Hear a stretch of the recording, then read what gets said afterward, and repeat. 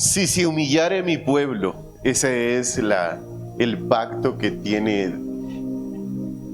Dios con Salomón. Y les voy a hablar acerca de ese pacto, tremendo pacto de este hombre, grande, gigante en la fe, llevado y aventajado en muchas cosas, ¿no? La sabiduría del grande. Les voy a leer sobre el segundo libro de Crónicas, capítulo 7, en el verso 14, efectivamente, ahí donde Dios hace un pacto con Salomón, con el rey Salomón, y dice: si se humillare mi pueblo sobre el cual mi nombre es invocado, y lloran y buscan mi rostro, y se convirtieran de sus malos caminos, entonces yo iré delante de ellos, dice el rey. Este fue uno del pacto. O sea, el rey era el que tenía que convocar a la nación a que esta nación buscara a Dios. Este es un papel de un liderazgo, ¿no? El reino de Dios tiene un liderazgo que tú y yo tenemos que buscarlo, y tú tienes que liderar tu vida, porque si el rey lo hacía el resto de gente. Y esto tiene un lugar específico y tiene un lugar en tu vida. Cuando hay un pacto, el pacto que tú estás haciendo tiene lugar en tu vida, tiene lugar en lo que tú estás haciendo, tiene lugar en la forma de cómo tú ves la vida, en la forma como de ahí para adelante empiezas a actuar bajo ese pacto que tiene. Y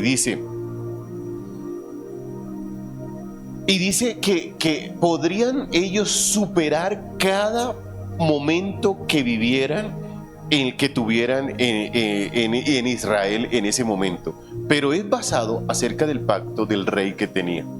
Si tú eres el sacerdote de la casa, varón de la casa, si eres el miembro de la casa, eres la persona que llevas a las riendas de la empresa, eres la persona que llevas las riendas de lo que estás liderando en este momento, tú eres el que tienes que hacer ese pacto con Dios. Y ese pacto ahí, Él le dice: si ese pueblo se rinde, si ese pueblo se humilla, si ese pueblo me busca, yo estaré con ellos y todas las cosas empezarán a pasar de una manera diferente. Yo te invito hoy a que empecemos a reflexionar ese lugar, porque es el lugar donde tú debes de hacer el pacto, y es un lugar dentro de tu corazón. Es un lugar ahí. De pronto la gente dice: no, es que si lo hago del otro lado, voy hacia el otro lado y vengo y cuadro todo, entonces me va a dar esto y lo otro. No, es en ti. Empieza contigo. No empieces buscando distractores, porque la fe tiene muchísimos distractores. Los pactos tienen muchos distractores. Los empiezo hoy.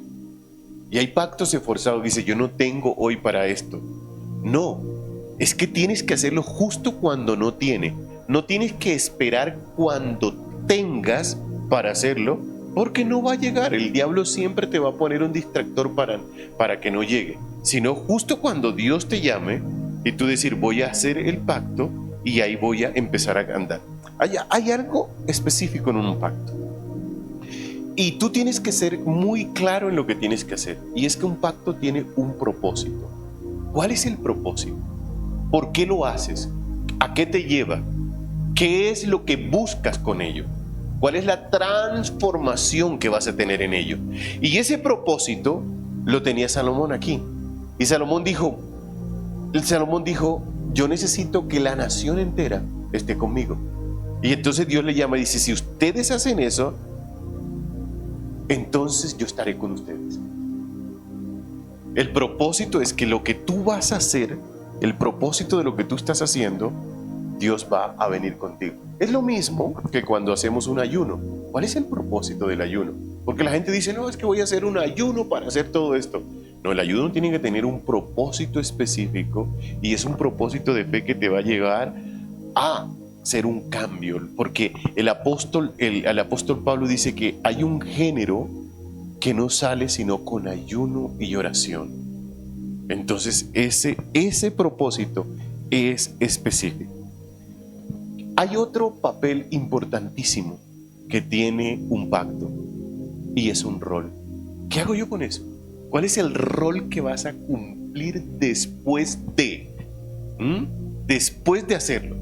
O sea, yo estoy aquí parado Listo, terminaste la universidad. Te voy a poner, terminaste la universidad, llegaste, te graduaste. ¿Qué es lo que viene después de la universidad? No puede pasar nada. Te puedes quedar ahí, no puedes hacer nada. ¿Qué es lo que vas a hacer en tu vida? ¿Qué vas a hacer en tu vida cuando ya tú dices, aquí tengo que cambiarla? Tiene que haber un antes y un después para que esto se dé.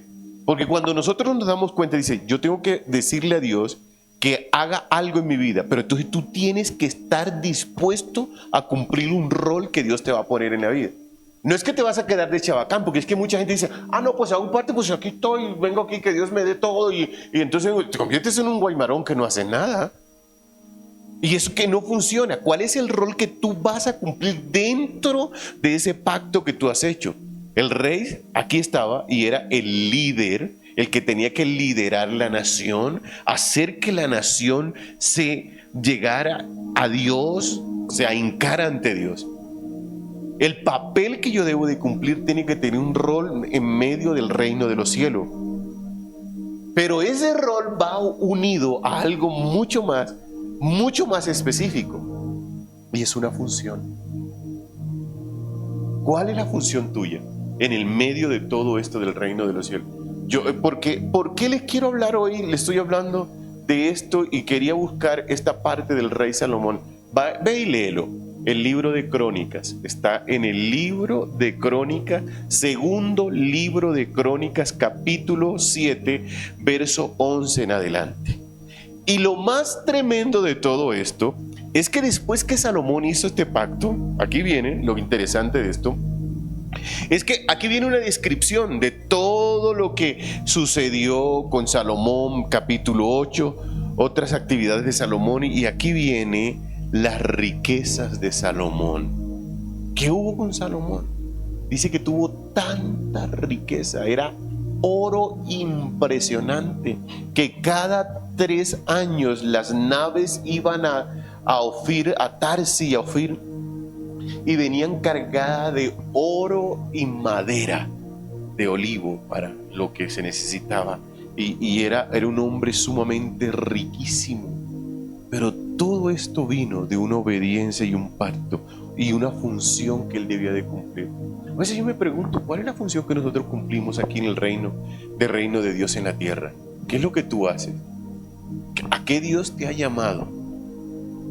Porque ligeramente la gente quiere hacer un pacto con Dios para cambiar las cosas, pero quieren seguir siendo la misma persona. Salomón no era el mismo después que hizo eso, sino que Dios empieza a transformar. Y tú tienes que dejar que Dios empiece a transformarte. Lugar, propósito, un rol, una función que cumplir. A eso te invito, a que si tú quieres entrar en esa comunión con Dios, hagas eso. Otra cosa interesante que tienen los pactos, otra cosa muy interesante que tiene cuando tú haces un pacto, es poder tener una claridad en medio de lo que tú quieres hacer y decirle a Dios de manera específica qué es lo que quiero. Porque llegamos queriendo una cosa global, ¿no? O sea, tú quieres cambiar tu vida global, o sea, una cosa gigante, porque el cambio de la vida, porque tienes que entender que un cambio espiritual transforma por completo toda tu vida. Todo, en todos los aspectos, la gente que va a estar a tu lado, los negocios que van a venir de ahí en adelante, la situación financiera que se va a empezar a mover de ahí adelante, te vas a convertir en una persona extraordinaria de ahí en adelante. Y entonces, ¿tú estás preparado para ese cambio? Eso es algo interesante. Te invito y quiero orar contigo en esta noche acerca de ese pacto que tú vas a hacer, en el cual te vas a sentar y vas a hablar con Dios. Y no se te olvide estas palabras que están aquí. Debes de tener un lugar, un propósito, un rol y una función que cumplir. Estas 4 cosas son importantísimas en un pacto. Y cuando tú las tengas claras, te acercas a Dios, oras con Él y le dices: Señor, aquí estoy. Esto es lo que necesita hacer transformado en mi vida. Padre, te doy gracias en el nombre poderoso de Cristo Jesús. Y lloro por tu Hijo, por aquel que está en este momento viéndome desde allá, desde la distancia, y está diciendo: yo quiero hacer algo para que cambie mi vida. Necesito que Dios empiece a transformar mi vida. Necesito que Él tome las riendas de mi vida. Ahora te pido, Señor, que lo unjas y le des sabiduría y ciencia. En el nombre poderoso de Cristo Jesús. Amén y amén. Nos vemos en la próxima conexión.